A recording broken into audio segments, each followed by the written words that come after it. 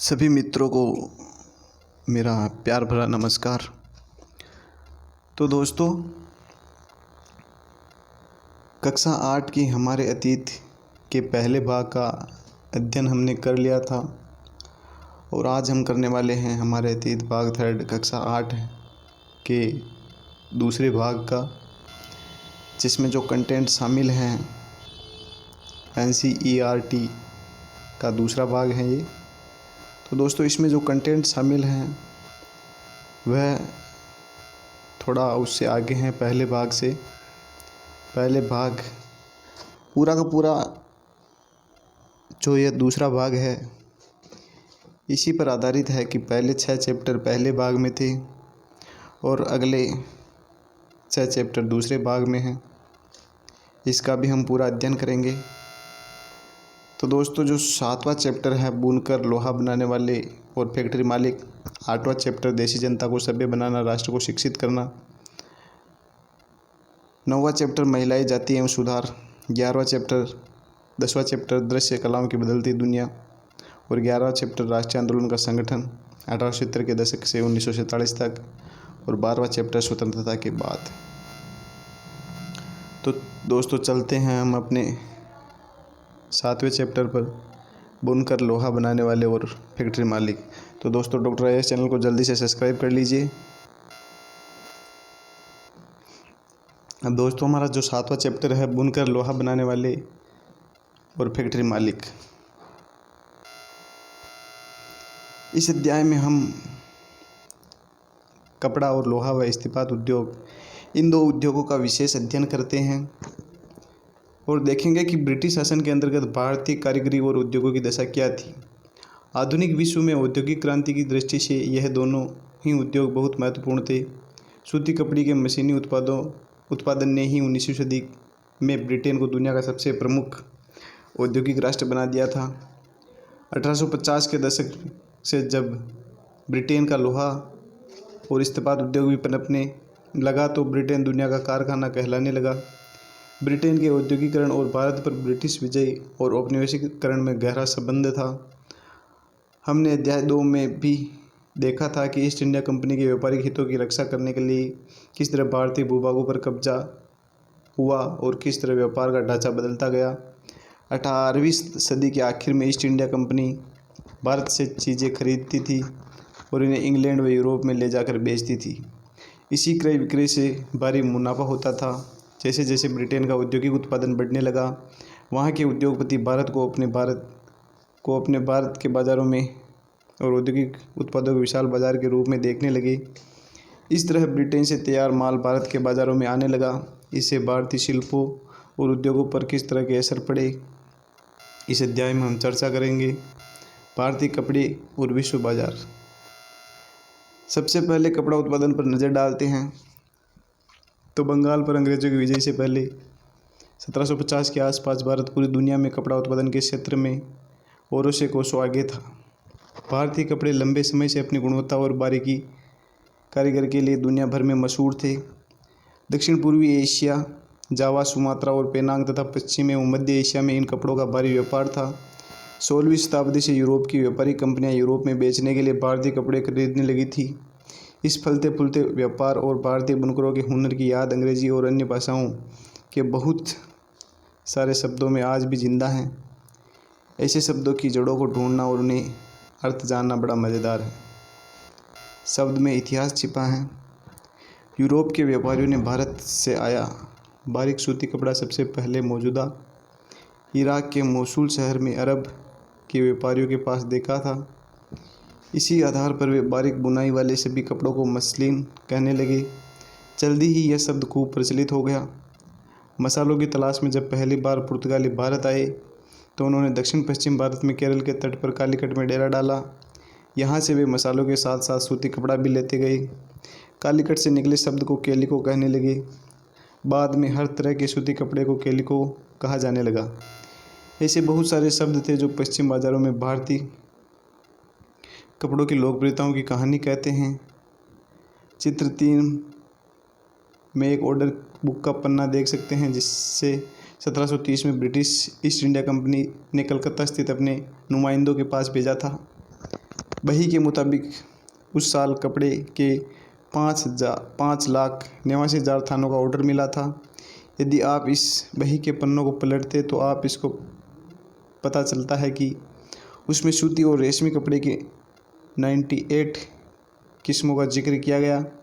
यूरोपीय व्यापारी उनके पीस गुड्स कहते थे, जो आमतौर पर 20 गज लंबा और 1 गज चौड़ा थान होता था। बोर्ड देखते हैं तो ये एक खाता बही का एक दृश्य है। आइए अब इस बही में दी गई विभिन्न किस्मों के नामों को देखें। तो थोक में जिन कपड़ों का ऑर्डर दिया गया था उसमें छापेदार सूती कपड़े भी शामिल थे। उन्हें ये व्यापारी शिंट्स, कोसा और बंडाना कहते थे। क्या आप जानते हैं अंग्रेजी का शिंट्स शब्द कहाँ से आया?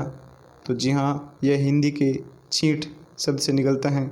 हमारे यहाँ छींट रंगीन फूल पत्तियों वाले छोटे छापे के कपड़े को कहा जाता है। 1680 के दशक तक इंग्लैंड और यूरोप में छापेदार भारतीय सूती कपड़े की ज़बरदस्त मांग पैदा हो चुकी थी। आकर्षक फूल पत्तियों, बारीक रेशे और सस्ती कीमत की वजह से भारतीय कपड़े का एक अलग ही रुतबा था। इंग्लैंड के रईस ही नहीं बल्कि खुद मार्जने भी भारतीय कपड़ों से बने परिधान पहनती थी। बंडाना शब्द का इस्तेमाल गले या सिर पर पहनने वाले चटक रंग के छापेदार गुलबंद के लिए किया जाता है। तो दोस्तों, इसको अपने नोटबुक में नोट ज़रूर कर लीजिए, क्योंकि अक्सर ये यूपीएससी में प्रश्न पूछे जाते हैं इससे रिलेटेड। तो यह शब्द हिंदी के बंधाना शब्द से निकलता है। इस श्रेणी में चटक रंगों वाले ऐसी बहुत सारी किस्म के कपड़े आते थे जिन्हें बांधने और रंगसाजी की विधियों से ही बनाया जाता था। बही में कहीं दूसरी तरह के कपड़ों का भी जिक्र है जिनका नाम उनके जन्म स्थान के अनुसार लिखा गया है। कासिम बाजार, पटना, कलकत्ता, उड़ीसा, चारपुर आदि इन शब्दों के व्यापक प्रयोग से पता चलता है कि दुनिया के विभिन्न भागों में भारतीय कपड़े कितने मशहूर हो चुके थे। यूरोपीय बाजारों में भारतीय कपड़ा 18वीं सदी की शुरुआत तक आते आते भारतीय कपड़े की लोकप्रियता से बेचैन इंग्लैंड के ऊन व रेशम निर्माता भारतीय कपड़ों के आयात का विरोध करने लगे। इसी दबाव के कारण 1720 में ब्रिटिश सरकार ने इंग्लैंड में छापेदार सूती कपड़े छींट के इस्तेमाल पर पाबंदी लगाने के लिए एक कानून पारित किया। संयोगवश इस कानून को भी कैलिको अधिनियम कहा जाता था। उस समय इंग्लैंड में नए नए कपड़ा कारखाने खुल रहे थे। भारतीय कपड़ों के सामने लाचार अंग्रेज कपड़ा उत्पादक अपने देश में भारतीय कपड़ों के प्रवेश पर पूरी पाबंदी चाहते थे, ताकि पूरे इंग्लैंड में केवल उन्हीं का कपड़ा बिके। इस क्रम में इंग्लैंड की सरकार ने सबसे पहले कैलिको छिपाई उद्योग को ही सरकारी संरक्षण में विकसित किया। अब सफ़ेद मलमल या बिना मांड वाले कोरे भारतीय कपड़े पर इंग्लैंड में ही भारतीय डिज़ाइन छापे जाने लगे। भारतीय कपड़ों के साथ इस होड़ की वजह से इंग्लैंड में तकनीकी और सुधारों की ज़रूरत दिखाई देने लगी थी। 1764 में जॉन के ने स्पिनिंग जेनी का आविष्कार किया, जिससे परंपरागत तकलियों की उत्पादक काफ़ी बढ़ गई।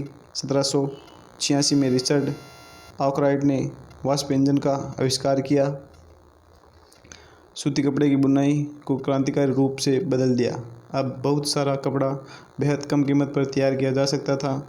इसके बावजूद दुनिया के बाज़ारों पर भारतीय कपड़े का दबदबा 18वीं सदी के आखिरी तक बना रहा। डच, फ्रेंच, ब्रिटिश और अन्य यूरोपीय व्यापारी कंपनियों ने इस व्यापार से बेहिसाब मुनाफा कमाया। ये कंपनियां भारत आकर चांदी के बदले सूती और रेशमी कपड़े खरीदती थी।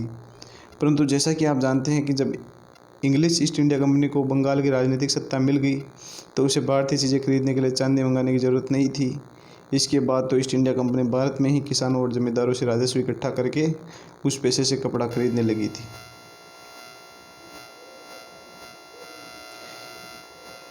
इस तरह 18वीं सदी के आखिर में बुनाई के मुख्य केंद्र कहाँ थे, इस तरह आप इस नक्शे में देख सकते हैं, जिसमें गुजरात, पतन, अहमदाबाद, राजस्थान में जयपुर, सांगानेर, बुरहानपुर, गोलकुंडा।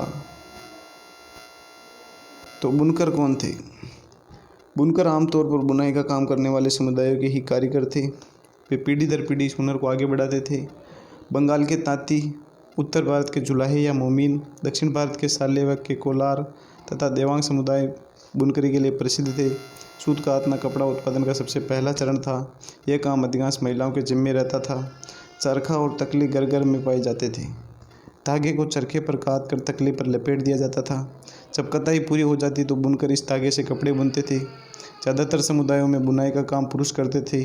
रंगीन कपड़ा बनाने के लिए रंगरेज इस धागे को रंग देते थे। छपाईदार कपड़ा बनाने के लिए बुनकरों को चिप्पी घर नामक माहिर कारीगरों की ज़रूरत होती थी, जो ठप्पे से छताई करते थे। हथकरघा पर होने वाली बुनाई और उससे जुड़े व्यवसायों से लाखों भारतीयों की रोजी रोटी चलने लगी थी। भारतीय कपड़े का पतन। ब्रिटेन में सूती कपड़ा उद्योग के विकास से भारतीय कपड़ा उत्पादकों पर कई तरह के असर पड़े। पहला, भारतीय कपड़े को यूरोप और अमेरिका के बाज़ारों में ब्रिटिश उद्योगों में बने कपड़ों से मुकाबला करना पड़ता था। दूसरा, भारत से इंग्लैंड को कपड़े का निर्यात मुश्किल होता जा रहा था, क्योंकि ब्रिटिश सरकार ने भारत से आने वाले कपड़े पर भारी सीमा शुल्क थोप दिए थे। इंग्लैंड में बने सूती कपड़ों ने 19वीं सदी की शुरुआत तक भारतीय कपड़े को अफ्रीका, अमेरिका और यूरोप के परंपरागत बाज़ारों से बाहर कर दिया था। इसकी वजह से हमारे यहाँ के हज़ारों बुनकर बेरोजगार हो गए। सबसे बुरी मार बंगाल के बुनकरों पर पड़ी। ब्रिटिश और यूरोपीय कंपनियों ने भारतीय माल खरीदने बंद कर दिए और उनके एजेंटों ने तयशुदा आपूर्ति के लिए बुनकरों को पेशगी देना बंद कर दिया। परेशान बुनकरों ने मदद के लिए बार बार सरकार से गुहार लगाई, लेकिन असली दुर्दिन तो अभी आने वाले थे। 1830 के दशक तक भारतीय बाजार ब्रिटेन में बनी सूती कपड़े से पट गए। दरअसल 1880 के दशक तक स्थिति यह हो गई कि भारत के लोग जितना सूती कपड़ा पहनते थे, उसमें से 2/3 ब्रिटेन का बना होता था। इससे न केवल बुनकरों बल्कि सूत काटने वालों की भी हालत ख़राब होती गई। जो लाखों ग्रामीण महिलाएं सूत काट कर ही अपनी आजीविका चला रहे थे, वे बेरोजगार हो गए। लेकिन भारत में हथकरघों से होने वाली बुनाई पूरी तरह ख़त्म नहीं हुई।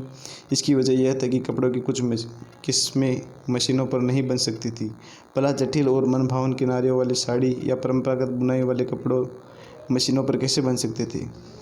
इन कपड़ों की न केवल रईसों के बीच बल्कि मध्यम वर्ग में भी काफ़ी मांग थी, और न ही ब्रिटेन के कपड़ा मिलों में वह बेहद मोटा कपड़ा बनता था जिसे भारतीय गरीब पहनते थे। आपने पश्चिम भारत में स्थित सोलापुर और दक्षिण भारत में स्थित मदुरा नाम का जिक्र जरूर सुना होगा। यह शहर 19वीं सदी के आखिर में बुनकरी के नए महत्वपूर्ण केंद्र बनकर सामने आए।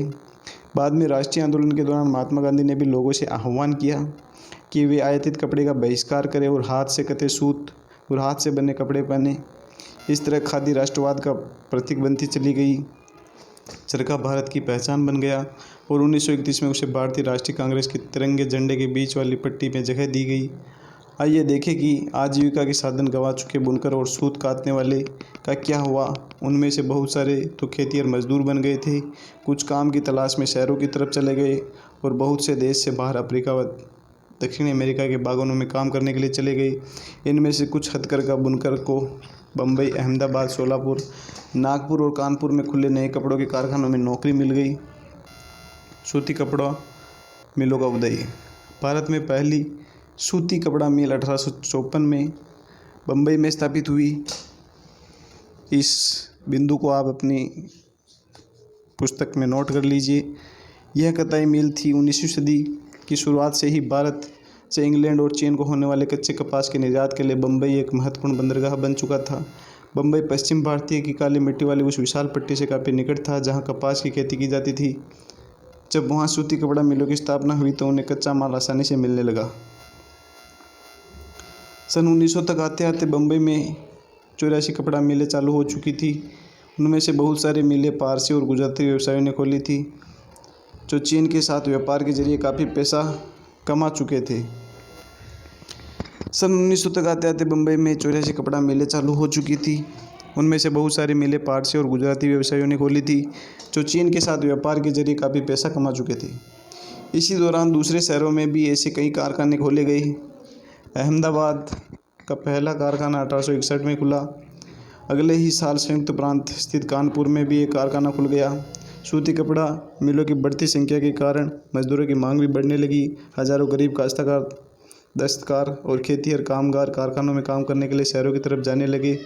प्रारंभिक कुछ दशकों के दौरान भारतीय कपड़ा कारखानों को बहुत सारी समस्याओं से जूझना पड़ा। सबसे पहली समस्या तो यह थी कि इस उद्योग को ब्रिटेन से आए सस्ते कपड़ों का मुकाबला करना पड़ता था। ज़्यादातर देशों में सरकार आयातित वस्तुओं पर सीमा शुल्क लगाकर उसे अपने देश में औद्योगिकरण को बढ़ावा देती थी। इसमें प्रतिस्पर्धा खत्म हो जाती थी और संबंधित देश के नवजात उद्योगों को संरक्षण मिलता था। परंतु औपनिवेशिक भारतीय सरकार ने स्थानीय उद्योगों को आमतौर पर इस तरह की सुरक्षा नहीं दी।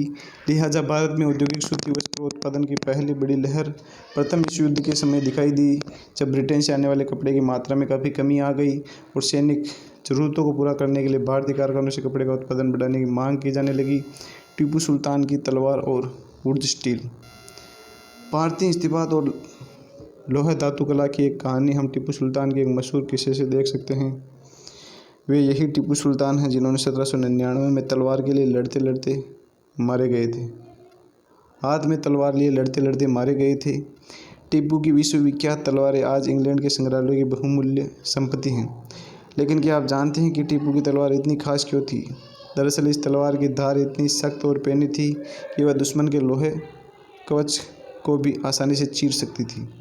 इस तलवार में यह गुण कार्बन की अधिक मात्रा वाली वुड्स नामक स्टील से पैदा हुआ था, जो दक्षिण भारत में बनाया जाता था। इस वुड्स स्टील की तलवारें बहुत पैनी और लहरदार होती हैं। इनकी यह बनावट लोहे में गड़े कार्बन के बेहद सूक्ष्म कणों से पैदा होती थी। टीपू सुल्तान की मृत्यु के 1 साल बाद 1800 में मैसूर की यात्रा करने वाले फ्रांसीसी बुकानन ने इस बात का ब्यौरा दिया कि मैसूर की सैकड़ों प्रगलन भट्टियों में वुड्स स्टील किस तरह बनाया जाता था। इन भट्टियों में लोहे को काट कोयले के साथ मिलाकर मिट्टी की छोटी छोटी हांडियों में रख दिया जाता था। तापमान के जटिल उतार चढ़ाव को नियंत्रित करते हुए प्रगालक इस्पात की सिल्लियाँ तैयार कर लेते थे, जिनका न केवल भारत बल्कि पश्चिमी और मध्य एशिया में भी तलवार बनाने के लिए इस्तेमाल किया जाता था। वुड्स असल में कन्नड़ शब्द उक्कू, तेलुगु शब्द हुक्कू और तमिल व मलयालम शब्द उरुकू यानी स्टील का ही बिगड़ा हुआ अंग्रेजी रूप है। भारतीय वुड्स स्टील ने यूरोपीय वैज्ञानिकों को काफ़ी आकर्षित किया था। विश्वविख्यात वैज्ञानिक और बिजली व विद्युत चुंबकत्व का आविष्कार करने वाले माइकल फैराडे ने भारतीय वुड्स स्टील की विशेषताओं का 4 साल 1818 से 22 तक अध्ययन किया, परंतु दक्षिण भारत में इतनी प्रचलित वुड्स स्टील निर्माण प्रक्रिया 19वीं सदी के मध्य तक आते आते पूरी तरह लुप्त हो चुकी थी। क्या आप बता सकते हैं ऐसा क्यों हुआ? भारत पर अंग्रेजों की जीत के साथ ही यह तलवार और हथियार उद्योग समाप्त हो गया और भारतीय कारीगरों द्वारा बनाए गए लोहे और इस्पात का स्थान इंग्लैंड से आए लोहे और इस्पात ने ले लिया। गाँवों की उजड़ी भट्टियाँ। वुड्स स्टील उत्पादन के लोहे के परिशोधन के बेहद परिष्कृत तकनीकी की जरूरत थी, परंतु भारत में 19वीं सदी के अंत तक लोहे का प्रगलन एवं सामान्य गतिविधि थी। खासतौर से बिहार और मध्य भारत के हर एक जिले में ऐसे प्रगलाकार कारीगर थे जो लोहा बनाने के लिए लोहा अयस्क के स्थानीय भंडारों का इस्तेमाल करते थे। इसी लोहे से कारखानों में दैनिक इस्तेमाल से औजारों और साधन बनाए जाते थे। ज़्यादातर भट्टियाँ मिट्टी और धूप में सुखाई गई ईंटों से बनी होती थी। प्रगलन का काम पुरुष करते थे, जबकि महिलाएं धोखनी चलाती थी। वे कोयलों को लगातार दहकने के लिए हवा फेंकती रहती थी। 19वीं सदी के अंत तक आते आते लोहे के प्रगलन का हुनर खत्म होने लगा था। ज़्यादातर गांवों में भट्टियाँ ठंडी पड़ चुकी थी और लोहे का उत्पादन गिरता जा रहा था। ऐसा क्यों हुआ? इसकी एक वजह तो नए कानून ही थे, जिनके बारे में आप अध्याय 4 में पढ़ चुके हैं। जब औपनिवेशिक सरकार ने आरक्षित वनों में लोगों के प्रवेश पर पाबंदी लगा दी थी, तो लोहा बनाने वाले कोयले के लिए भला लकड़ी कहाँ से मिलती और लोहा अयस्क भी वे कहाँ से ला सकते थे? वह कानूनों को नज़रअंदाज करते हुए अक्सर चोरी छिपे जंगलों में जाकर लकड़ी इकट्ठा कर लाते थे, परंतु लंबे समय तक केवल इसी तरह अपना कारोबार जारी नहीं रख सकते थे। लिहाजा बहुत सारे कारीगरों ने यह पेशा छोड़ दिया था और वे आजीविका के दूसरे साधन ढूंढने लगे थे। कुछ क्षेत्रों में सरकार ने जंगलों में आवाजाही की अनुमति दे दी थी, लेकिन प्रगालकों को अपनी प्रत्येक भट्टी के लिए वन विभाग को बहुत भारी कर चुकाना पड़ते थे, जिनसे उनकी आय गिर जाती थी। 19वीं सदी के आखिर तक ब्रिटेन से लोहे और इस्पात का आयात भी होने लगा था। भारतीय लोहार भी घरेलू बर्तन व औजार आदि बनाने के लिए आयातित लोहे का इस्तेमाल करने लगे थे। इसकी वजह से स्थानीय प्रगालकों द्वारा बनाए गए लोहे की मांग कम होने लगी थी। 20वीं सदी की शुरुआत तक लोहा और इस्पात बनाने वाले कारीगरों के सामने एक नई चुनौती आ पड़ी। भारत में लोहा व इस्पात कारखानों का उदय। साल 1904 की बात है। अप्रैल के महीने में अमेरिकी भूवैज्ञानिक चार्ल्स वेड और जमशेदजी टाटा के सबसे बड़े बेटे दोराबजी टाटा छत्तीसगढ़ में लोहा अयस्क के भंडारों की खोजबीन करते घूम रहे थे। वे भारत में एक आधुनिक लोहा एवं इस्पात संयंत्र लगाने के लिए एक अच्छे लोहा अयस्क भंडारों की तलाश में कई महीने और काफ़ी सारा पैसा खर्च कर चुके थे।